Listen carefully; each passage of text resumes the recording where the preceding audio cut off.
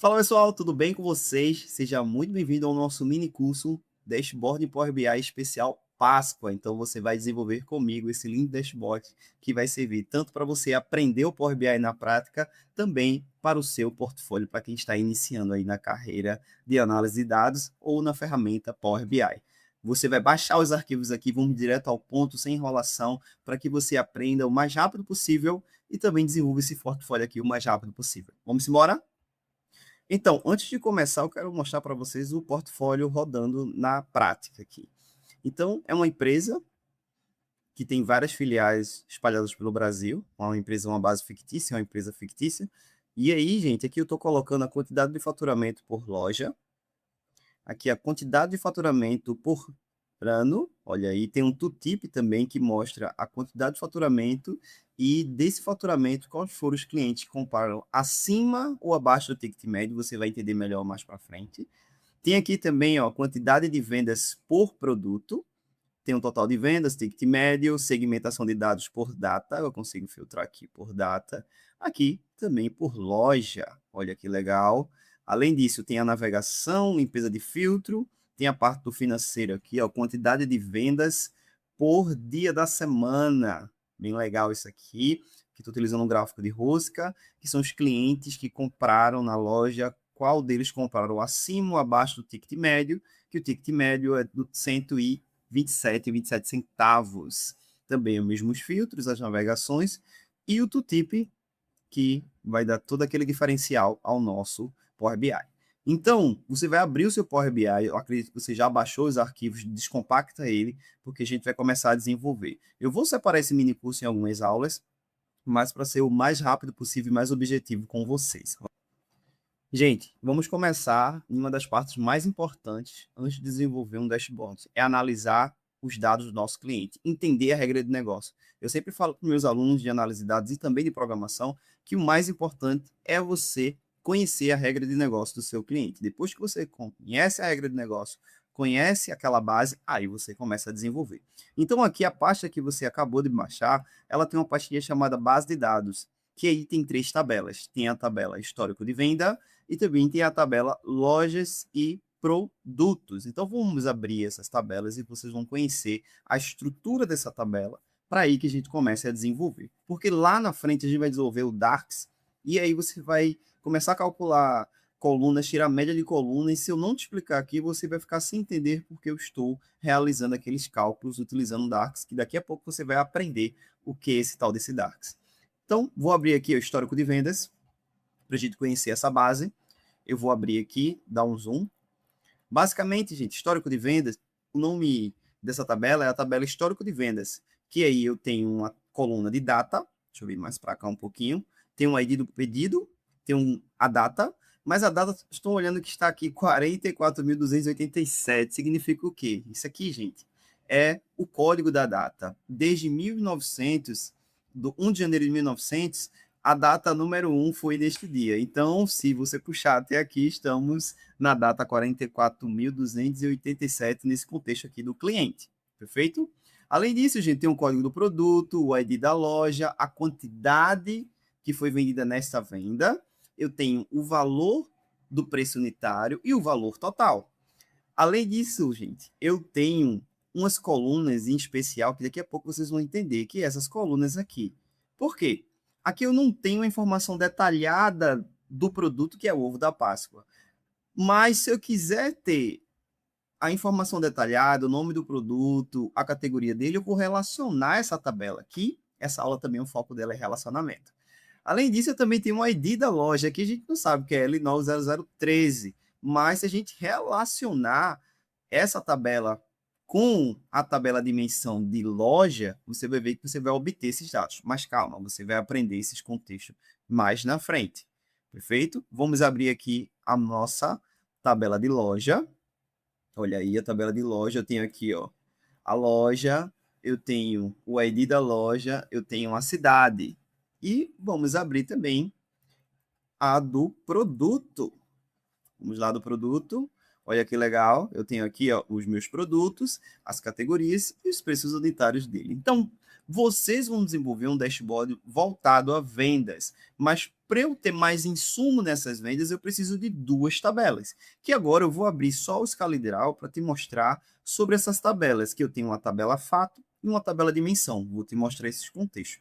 É muito importante você aprender. Eu sei que você já quer desenvolver, eu estou sendo o mais rápido possível, mas você precisa entender esses conceitos para que lá na frente não venha ficar alguma dúvida. Então, vamos para o ScaleDraw, que é um site que eu desenhei, umas informações, vou te passar, e aí a gente já começa pelo passo 2, que é tratar essas bases lá no Power Query, que é o cara que ajuda o Power BI. É o cara que faz o trabalho de deixar a base bonitinha para o Power BI fazer o que ele sabe fazer melhor, que é os gráficos. Então, vamos para o ScaleDraw.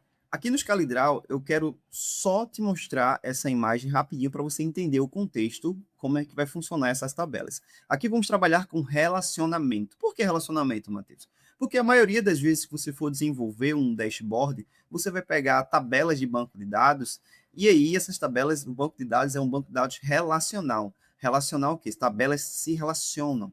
Então, muitas vezes você não vai pegar um super tabelão para desenvolver o seu Power BI. Então, por isso que eu trouxe esse relacionamento para ficar o mais próximo possível da realidade. Então, aqui a gente tem um contexto que eu mostrei para vocês lá no Excel, tanto a tabela histórico de venda, produto e loja.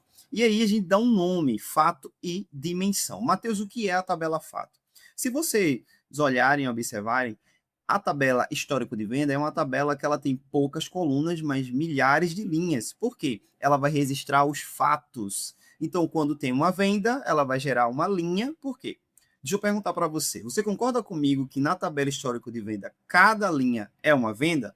Mas é uma tabela que ela vai ter milhões e milhares de linhas. Então, se eu coloco mais uma coluna, a minha tabela fica muito pesada. Por quê?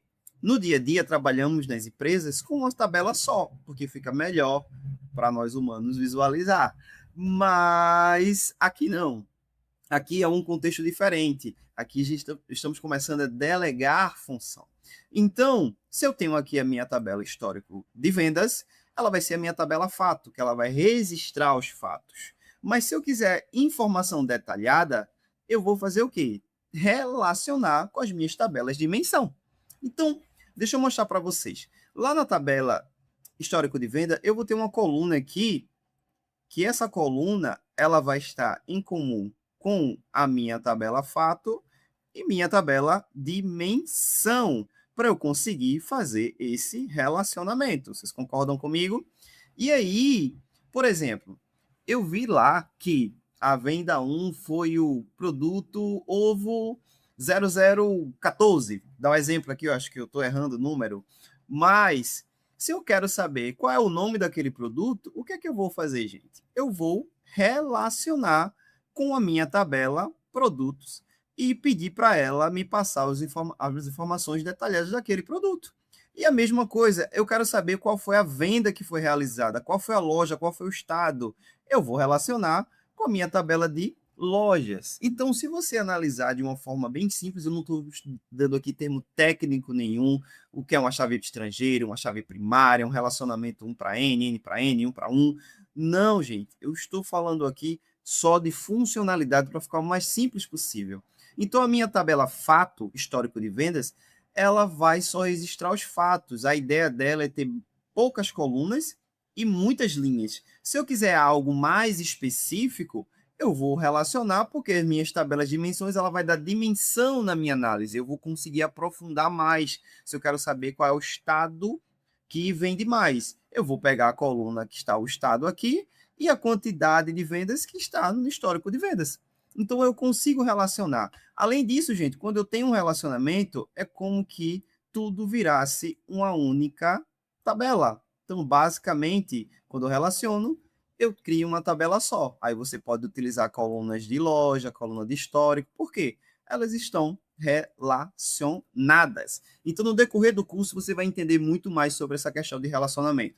Tá com dúvida? Fala comigo que eu te respondo rapidão. Apareceu tua notificação, eu já vou te responder. Vamos continuar? Gente, antes de entrar no Power Query, que é a ferramenta de ETL, eu vou mostrar para vocês a arquitetura como é que funciona o Power Query, o Power BI e a base matriz, porque muitas vezes a gente está trabalhando, tratando, e não fica claro na nossa mente o que é que está acontecendo. Por exemplo, a base matriz é esses arquivos de Excel que eu passei para você. Então, vocês vão ver aí que tem várias bases, que é a histórico de venda, loja, produto. Então, o que acontece? Eu não pego essas bases e já jogo ela para o Power BI. Por quê? Essas bases elas podem estar com erro e eu não consigo tratar esses erros no Power BI. Então, eu jogo essa base, copio ela, na verdade, no Power Query, porque o Power Query ele vai tratar essa base, deixar essa base saudável, com colunas saudáveis, adicionar mais colunas, ver se todos os tipos das colunas está tudo ok. Quando ele vê que está tudo ok, está tudo bonitinho, aí ele vai e joga para o meu amigo Power BI. E quando tiver uma linha nova a mais nas minhas bases matriz, vai passar pelo processo do meu amigo Power Query. Então é muito importante a gente entender. E outra, a gente quando transforma algo aqui, a gente não muda na matriz, só muda aqui. Feito? Agora você entende basicamente aí o conceito. Vamos para o Power BI. A base que eu passei para vocês, ela está em Excel. Então você vai clicar aqui, portadas do Excel, histórico de vendas, acessar lá Cacau Life, base de dados, histórico de vendas, vamos ajustar. Olha aí agora. Agora a base abriu, e se eu clicar aqui em carregar, o que acontece? Clica aqui na base, colocar em carregar, o que é que eu vou fazer? Se eu clicar em carregar, eu vou pegar a base matriz, uma cópia dela, e pular a etapa do Power BI, do Power Query, na verdade. Então, vocês concordam comigo que isso aqui pode ter um perigo? Porque se a base tiver com erro, eu vou jogar uma base com erro para o meu amigo Power BI. E o ideal é você clicar em transformar dados para que ele entre na ferramenta de ETL. Porque o que significa ETL? Extrair, transformar e carregar, que é o load. Então, nesse momento, você vai clicar aqui, ó, transformar dados, para a gente chamar o nosso amigo Power Query e ajustar essa base, deixar essa base bem legal para analisar. Primeiro passo, eu vou olhar a saúde das colunas. Então, aqui no Power BI e no Power Query, a gente não tipa a célula, a gente tipa colunas. Porque no Excel a gente chega lá na célula, clica nela e tipa ela para valor de moeda, data, número inteiro, número fracionado, mas aqui não, a gente tipa a coluna. Então, o primeiro passo é ver os tipos da coluna e analisar isso aqui, ó, se a saúde da coluna está ok. Porque imagine, você vai pegar uma base, que essa aqui tem mais de 1000 linhas, mas você pega uma base de 1 milhão de linhas. Você vai ter certeza que todas as células daquela coluna estão tudo ok? Não dá para a gente ver isso de forma humana. Então, a gente vem aqui em exibição para deixar igual ao meu, vim aqui, ó, qualidade da coluna e distribuição da coluna. Então, eu consigo ver se a minha coluna tem células vazias ou células com erro. Matheus, o que é uma célula com erro? É se minha coluna data. Por exemplo, aqui, minha coluna valor unitário tem, vamos dizer, de 1.999 células com o valor de número decimal fixo, e lá na linha, na célula 1000, eu tenho o meu nome, Matheus. Basicamente, ele vai dizer, ó, tem uma coluna, tem uma célula dessa coluna que está com erro. Vai lá e corrige. Aí você precisa corrigir. Ou você apaga a linha, ou você vai na matriz e corrige este erro, porque o Power BI e o Power Query só copia, ele não modifica nada lá na matriz. Lembra da analogia da matriz? Então, vamos ver os tipos aqui. Vamos ajustar essa base. Primeiro passo aqui, vamos ajustar essa data, porque está no código da data. Então, eu preciso transformar esse código para data. Eu vou clicar aqui, ó, nesse númerozinho 1, 2, 3 e mudar o tipo da coluna para data. Legal, né, gente? Vou vir aqui. Agora, valor unitário tá legal, tá em decimal, tá certo, mas eu quero transformar para valor de moeda. Vou vir aqui, número decimal fixo. Número decimal fixo, substituir o atual e número decimal fixo também. Então, olha que legal aqui, gente. Já ajustei a base, mas eu quero aumentar o meu poder de análise. Quero criar mais uma coluna. Se eu criar mais uma coluna, é porque eu posso criar mais um gráfico. Então, eu quero extrair o nome do dia da semana dessas vendas. Por quê? Dia 1/4/2021, eu não sei qual foi o dia da semana, eu só tenho a data. Então, eu quero criar uma coluna, quero criar um gráfico clusterizado de quantidade de vendas por dia da semana, porque vamos dizer que esse cliente finalizou a Páscoa, te passou essa base para tu analisar. Então, não é interessante você trazer, olha, a sexta-feira foi o dia que tu vendeu mais, no domingo, no sábado. E aí, como é que a gente obtém esse dado? Vou clicar aqui na coluna data, vou clonar ela, copiar ela, duplicar, e ela vai vir para cá. Aqui, ó, tá vendo que eu já criei uma nova etapa, aqui fica todas as etapas aplicadas de ajuste nessa base. Vou vir aqui e colocar, clicar aqui, renomear para nome do dia. Perfeito? Nome do dia. Olha que legal. E vou transformar essa coluna. Se eu quero transformar, vou vir aqui na aba transformar e transformar uma data. Vou vir em data, vou vir aqui em dia e nome do dia. Show de bola. Agora eu vou clicar aqui nessa parte cinza, ou posso vir aqui em nova fonte, mas eu gosto de vir aqui, ó, botão direito do mouse, pasta de trabalho Excel. Agora eu vou vir aqui em loja. Loja, vou clicar na abinha lojas, ok. E aqui em lojas deu um problema, ó. Se você notar, toda a primeira linha ele promove como cabeçalho da coluna, mas aqui ele não promoveu como ficou a coluna 1, coluna 2, coluna 3. Ele não conseguiu aplicar a etapa de cabeçalhos promovidos. Como é que a gente vai fazer isso aqui? Transformar e usar a primeira linha como cabeçalho. Feito? Show de bola. Aqui já realizamos o nosso ajuste. Botão direito, nova consulta, pasta de trabalho de Excel, produtos. Em produtos temos um probleminha para resolver. Olha aqui qual é o problema do produto. Para eu relacionar, gente, as tabelas, para ter aquele relacionamento que eu mostrei para vocês no ScalaDraw, eu preciso que as minhas colunas precisam ter o mesmo nome e o mesmo tipo e o mesmo dado. Mas se você notar, a minha tabela aqui, fato, eu tenho um código da loja e aqui eu tenho o ID da loja também. Tá? Igual. Dá uma olhada mais uma vez.